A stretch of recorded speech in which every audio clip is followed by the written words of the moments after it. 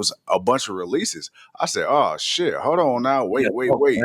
And We then got I'm looking, I'm like, okay. First one I seen, Dakota Kai. I said, God damn, I just seen her on Instagram. Wait a minute. And then I wasn't even seen, tripping about her. but then I seen Cora Jade. I said, Wasn't tripping about her okay, either. that's different. All right, that's two. All right, just whatever. She just came back, but sure. Then I seen Braun Strowman. I said, well, goddamn, okay, what the hell? All right, well, damn, Again? y'all, huh? Again? Yeah. That's like Braun Strowman. And then I'm like, okay. So I'm like, all right, hold on now. This is right before SmackDown going on the air. So I'm like, man, let me just hop on Twitter, man, and just see all the releases. I know this can't be it. Then I seen Shayna Baszler. I said, damn, okay, what the fuck? And then I seen Gigi Dolan. I said, well, goddamn. But then I seen KAYDEN, Katana Chance. I'm like, Jesus, bro. And it just was going down. Now, WWE has been releasing staffers and writers over the last few days, so that's been happening. So you knew that talent releases were inevitable, but I will admit, bro, some of the talent that had been released, I'm like, oh shit. Then we had Karrion Crossman who just cut that promo about a week or so ago. And now I'm starting to kind of look at it like with these releases, I'm like, okay, could be a shoot work. Then again, it could just be somebody that's like, hey, bro, look, y'all ain't doing shit with me anyway. It is what the fuck it is. I'm just gonna put my nuts on the line and hey, bro, if it work, it work. If it don't, it don't. So, bro, it's a whole lot going on. And then too, we gonna get to these comments, but I want to say I kind of had a feeling that some type of release or cut was coming. I didn't know it was gonna be this many people, and I'm sure there's gonna be more.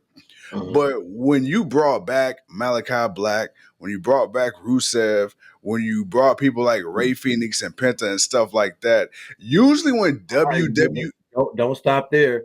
Ethan Page, Ricky Saints. yeah, You going down the list of names. if you go back to like last year, Julia, Stephanie Vaquer, Jade. yeah. So my thing is, you knew eventually they were going to try to save money or make up their money in other ways when they came to talent. But we also said this, because what did we say a few weeks ago? Where when Nick Khan, he was talking about what WWE doesn't bench people, and we don't do this, we don't do that. Well, what did we say when Karrion Kross cut that promo? I said, I'm very happy for both reasons.